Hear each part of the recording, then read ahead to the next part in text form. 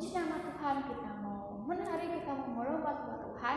Oleh sebab itu kita mau siapkan semuanya buat memuji nama Tuhan. Kita mau menyenangkan hati Tuhan. Yuk kita mau awali ibadah kita pada hari ini. Yuk kita mau berdoa dulu. Kita mau lipat tangan, tutup mata. Kita mau berdoa buat ibadah kita pada hari ini. Terima kasih Tuhan Yesus, kami bersyukur Tuhan Kau berikan kembali kami untuk beribadah Tuhan, memuji, membesarkan nama-Mu Tuhan, menyenangkan hati-Mu karena Engkau menolong kami, Engkau mengurapi setiap kami Tuhan, anak-anak-Mu dimanapun kami berada saat ini Tuhan. Kau menjaga ya Tuhan dalam setiap pujian kami, dalam menyenangkan hati-Mu ya Tuhan. Terima kasih Tuhan Yesus, jalani ibadah kami dan serahkan dalam tangan kuasa-Mu. Haleluya, amin. Ya, kita bersama-sama mau bangkit berdiri, kita mau memuji Tuhan, kita mau angkat pujian. Tangan kanan, tangan kiri mempunyai jari. Pikirkan ya.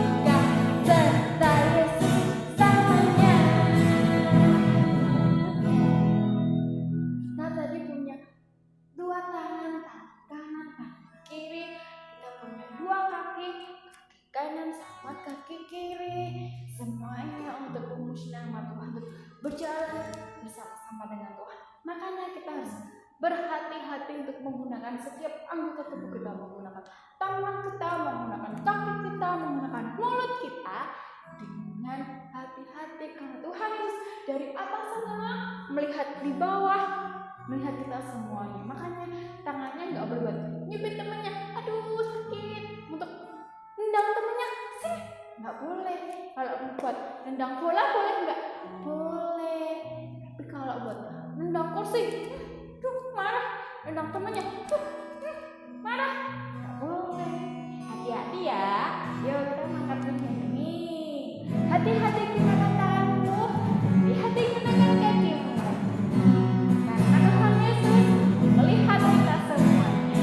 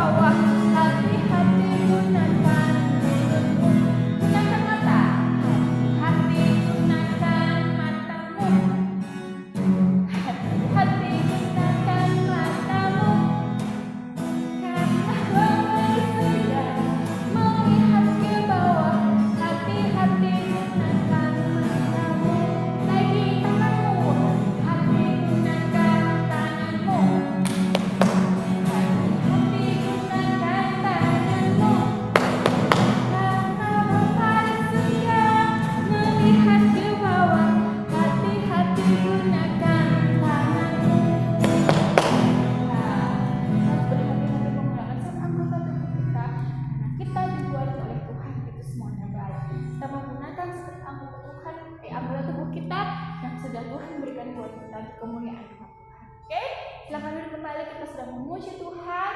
Nah, sekarang kita menggunakan telinga kita nih buat dengerin firman Tuhan ya. Jangan dengerin yang lain dulu, kita mau dengerin firman Tuhan dulu, oke? Oke, kita mau berdoa dulu. Kita mau lipat tangan, kita menggunakan tangan kita untuk melipat, kita menggunakan mata kita untuk berdoa. Saat ini kita mendengarkan firman Tuhan. Yuk, kita berdoa. Terima kasih Tuhan Yesus, Kau boleh pimpin kami dalam pujian kami, karena Kau boleh menerima Tuhan apa yang sudah kami pujikan, apa yang sudah kami berikan padamu ya Tuhan, boleh menjadi persembahan yang berkenan di hadapan-Mu ya Tuhan. Terima kasih Tuhan Yesus, kalau sebentar kami akan mendengarkan firman-Mu, tubuh setiap kami Tuhan, bahkan Kau menolong kami, apa yang menjadi firman-Mu boleh tertanam dalam hati kami masing-masing ya Tuhan. Berarti hamba-Mu yang kami menyampaikan firman-Mu, Engkau boleh menuntunnya Tuhan. Terima kasih Yesus, kami serahkan jalannya firman-Mu di dalam tangan kuasa-Mu. Haleluya, amin. Haleluya, haleluya, haleluya. Puji nama Tuhan. Anak-anakku, sudah siap? Kita akan baca kebenaran firman Tuhan dan kita akan belajar firman Tuhan. Kita sama-sama ya buka Alkitab kita dari kitab Kejadian pasal yang ketiga, tetapi kita akan baca ayat yang pertama sampai ayat yang ke-6 ya. Kejadian pasal 3 ayat pertama sampai ayat yang ke-6. 1, 2, 3 ya. Adapun ular ialah yang paling cerdik dari segala binatang di darat yang dijadikan oleh Tuhan Allah. Ular itu berkata kepada perempuan itu, tentulah Allah berfirman, semua pohon dalam taman ini jangan kamu makan buahnya, bukan? Lalu sahut perempuan itu kepada ular itu, buah pohon-pohonan dalam taman ini boleh kami makan, tetapi tentang buah pohon yang ada di tengah-tengah taman, Allah berfirman, jangan kamu makan ataupun raba buah itu, nanti kamu mati. Tetapi ular itu berkata kepada perempuan itu, sekali-kali kamu tidak akan mati, tetapi Allah mengetahui bahwa pada waktu kamu memakannya, matamu akan terbuka dan kamu akan menjadi seperti Allah, tahu tentang yang baik dan yang jahat. Perempuan itu melihat bahwa buah pohon itu baik untuk dimakan dan sedap kelihatannya. Lagi pula pohon itu menarik hati karena memberi pengertian. Lalu ia mengambil dari buahnya dan dimakannya dan diberikannya juga kepada suaminya yang bersama-sama dengan dia, dan suaminya pun memakannya. Puji nama Tuhan.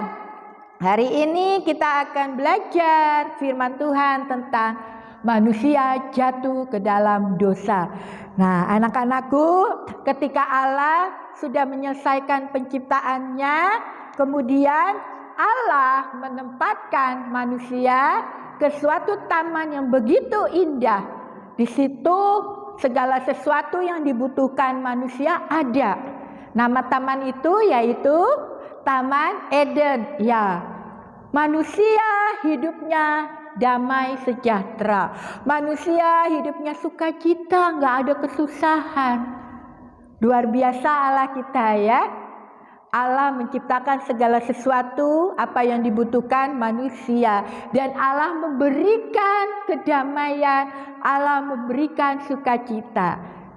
Suatu ketika mereka sedang berjalan-jalan di Taman Eden, menikmati ya keindahan Taman Eden, ya,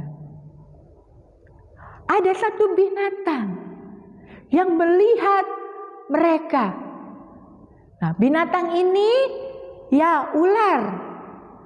Nah, ular adalah binatang yang paling cerdik di antara binatang yang ada di darat yang diciptakan Allah.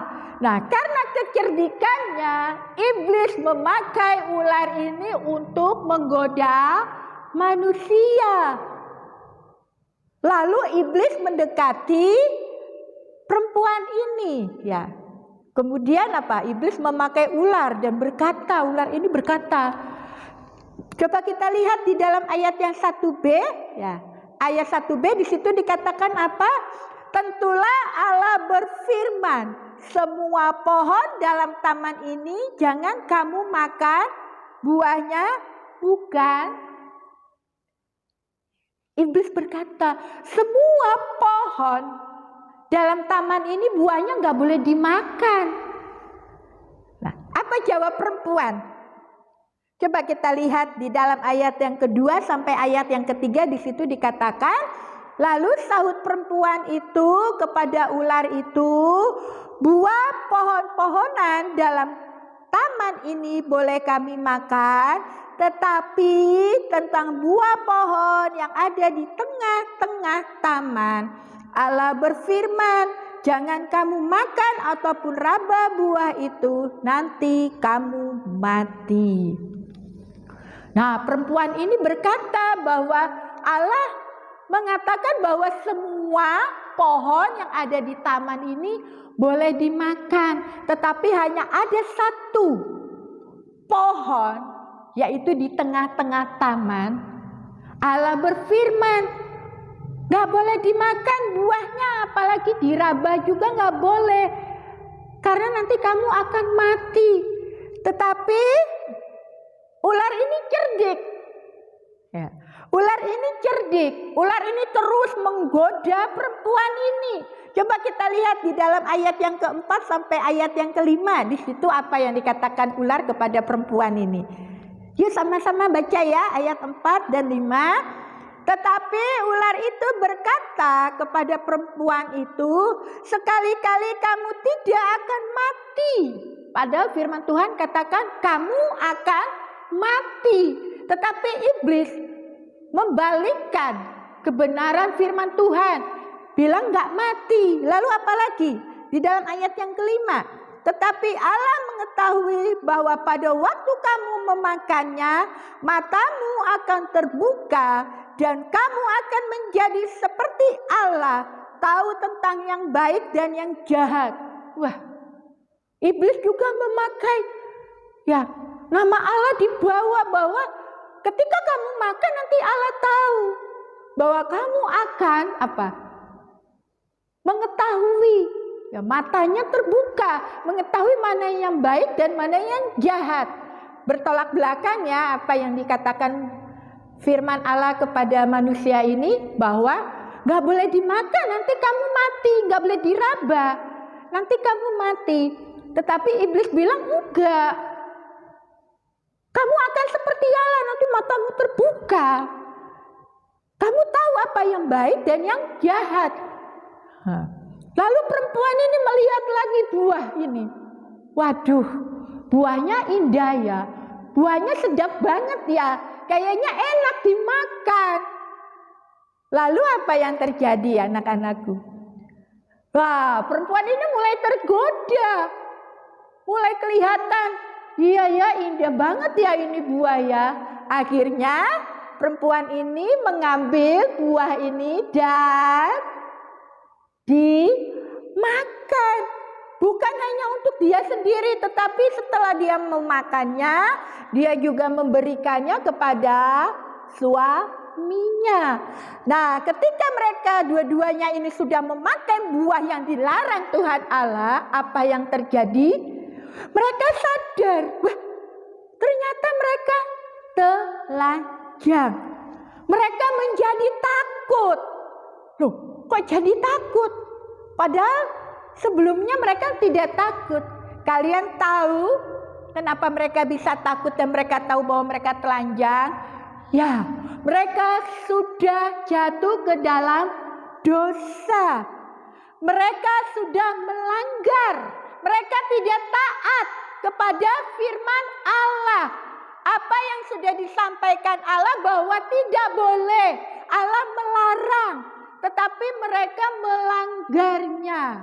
Mereka lebih baik mengikuti apa yang menjadi keinginan hatinya.